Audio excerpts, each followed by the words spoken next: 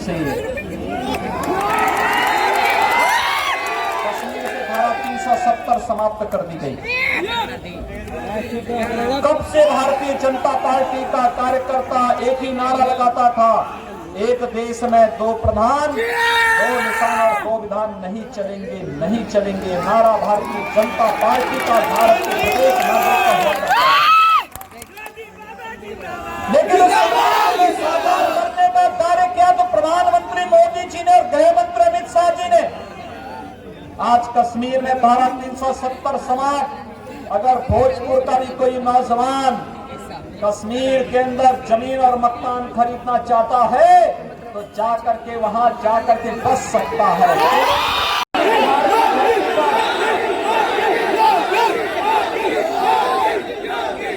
इसी बिहार की धरती पर एक ऋषि ने चिंतन किया था और उस कालखंड के सबसे बड़े आतंक का सफाया करने का जो चिंतन किया था, गादी तनय मन चिंता व्यापी, हर बिनु मरही न निश्चर पाती। बिहार की धरती पर महर्षि विश्वामित्र ने यह संकल्प लिया था और तब अयोध्या के दो राजकुमार भगवान राम और भगवान कृष्ण, भगवान राम और उनके अनुज लक्ष्मण के रूप में आए थे। ताड़का, मारीच और सुबाहु, यानी ताड़का और सुबाहु को मार करके और मारीच को कई योजन दूर फेंक करके उन्होंने आतंक का सफाया इस धरती से प्रारंभ किया था। और मैं आप सबसे यही अपील करने के लिए आया हूं, बिहार की धरती तो ज्ञान की धरती है। पूरे देश और दुनिया को ज्ञान बांटने वाली बिहार की धरती। नक्सलवाद के लिए यहाँ कोई जगह नहीं होनी चाहिए, अराजकता के लिए कोई जगह नहीं होनी चाहिए, भ्रष्टाचार के लिए कोई जगह नहीं होनी चाहिए। और यही आह्वान करने के लिए आज मैं आपके बीच में आया हूं। लाइसेंस दे दिया, कोई भी भारतवासी कहीं भी जाकर के बस सकता है।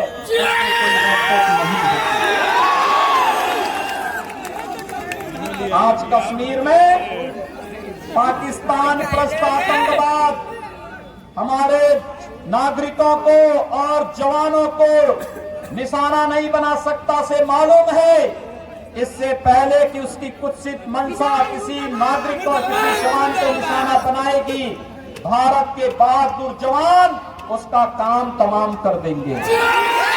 रहे यह संकल्प भारतीय जनता पार्टी और सहयोगी दलों का है, लेकिन कांग्रेस और उसके सहयोगी दलों का संकल्प है कि मेरा वैभव अमर रहे, मां तुम दिन चार रहो न रहो। एक नकारात्मक सोच। याद करिए, जब 2014 में प्रधानमंत्री के रूप में मोदी जी देश के अंदर आए थे,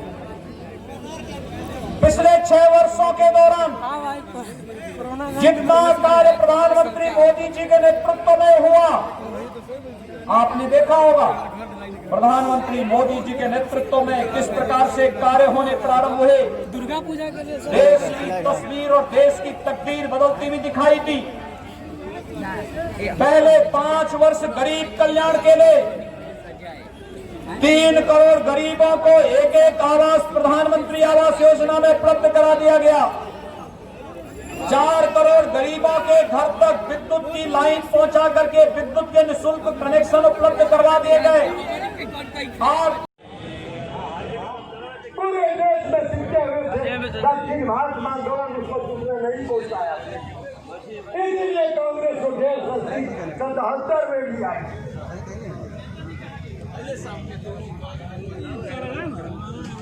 वंदे वंदे भैया वंदे पूछ रहा है 3 महीना बिहार विधानसभा चुनाव। मैं आप सबका अभिनंदन करता हूं। मैं भगवान राम की जनमन का संबंध है, कोई इसे दूर नहीं कर सकता, कोई इसे तोड़ नहीं सकता। और इसका श्रेय जाता है रामगढ़ को।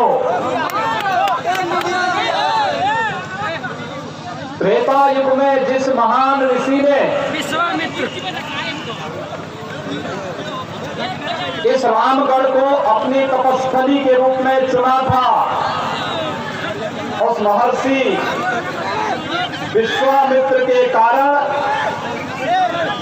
उत्तर प्रदेश और बिहार एक आपसी इस संबंध के साथ जुड़े कि आज भी हम सब उसी भाव के साथ, उसी श्रद्धा के साथ बिहार के साथ या उत्तर प्रदेश, बिहार के लोग उत्तर प्रदेश के साथ जुड़ते हुए दिखाई देते हैं।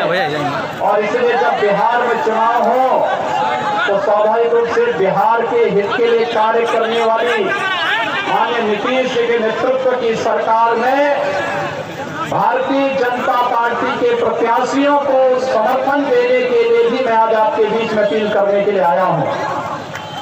भाइयों बहनों, उत्तर प्रदेश और बिहार देश की एक बड़ी आबादी का नेतृत्व करते हैं। आप सोचिए, नीतीश जी के ऊंचाइयां प्राप्त करना प्रारंभ किया और सोने में सुहागा का काम होता है जब आदरणीय प्रधानमंत्री नरेंद्र मोदी जी के नेतृत्व में भारतीय जनता पार्टी की केंद्र में सरकार बनती है और बिहार के लिए एक से एक नई योजनाएं आती हैं। कहीं एम्स की, कहीं आईआईटी की, कहीं आईआईएम की, कहीं पर कुछ अन्य योजनाएं वह गरीब से लेकर के यहाँ के पढ़े लिखे नौजवानों के लिए रोजगार से लेकर कोई ये तो नहीं कह सकता कि भारतीय जनता पार्टी ने वायदा खिलाफी की है। कोई कहेगा? मुझे याद है जब लॉकडाउन के दौरान बिहार के बहुत सारे नौजवान उत्तर प्रदेश होते हुए आ रहे थे।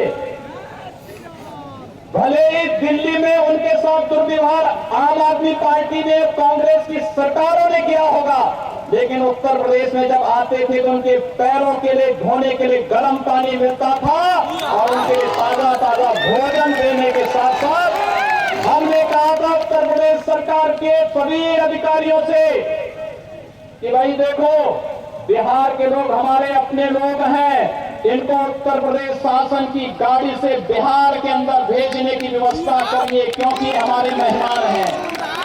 भाइयों बहनों, कोई भेदभाव नहीं और वही भाव लेकर के आज फिर हम आपके बीच आए हैं आपसे कहने के लिए हमने तो जनता का काम भी किया और राम का काम भी किया है और इसलिए रामगढ़ की जनता से यही अपील करने के लिए आया हूं कि अशोक कुमार सिंह जी ने और अश्विनी चौबे जी ने बहुत काम किया है, लगातार जूझते रहे। मैं जानता हूं क्षेत्र धान के कटोरे के रूप में विख्यात है। इस क्षेत्र के किसानों को आजादी के बाद अगर कांग्रेस नेतृत्व की सरकार ने सही रूप से यहां के लोगों का सम्मान किया होता और सुविधाएं दी होती तो अकेले उत्तर प्रदेश और बिहार पूरी दुनिया का पेट भरने की क्षमता रखता है और इसमें चंदौली और रामगढ़ क्षेत्र इसका उदाहरण है। मेरा मानना है प्रकृति और परमात्मा की अब गंगा मैया की इतनी बड़ी कृपा यहां पर है कि वास्तव में इस क्षेत्र में प्रोत्साहन की आवश्यकता थी और ईश्वर की कृपा से आज देश के अंदर दुनिया का सबसे लोकप्रिय नेतृत्व आदरणीय मोदी जी के नेतृत्व में भारत के अंदर की सरकार कार्य कर रही है और बिहार के अंदर याद करिए नीतीश जी के पहले किस प्रकार की सरकार बिहार में थी, यानी राजद की उस सरकार ने बिहार के नौजवानों के सामने पहचान का संकट खड़ा कर दिया था।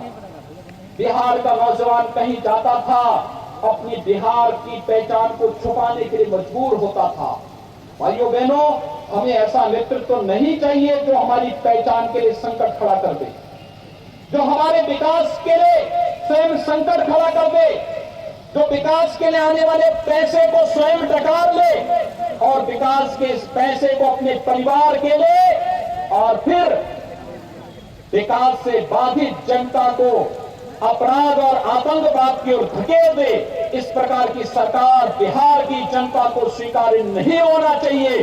और इसीलिए मैं आप सबसे अपील करना चाहता हूं, एनडीए ने नीतीश कुमार जी के नेतृत्व में भारतीय जनता पार्टी और साथ साथ वीआईपी पार्टी, हम पार्टी जैसे सभी लोगों के साथ मिलकर के बिहार के अंदर एक मजबूत राष्ट्रीय जनतांत्रिक गठबंधन के साथ एनडीए जो नेशनल डेमोक्रेटिक अलायंस हमारा है,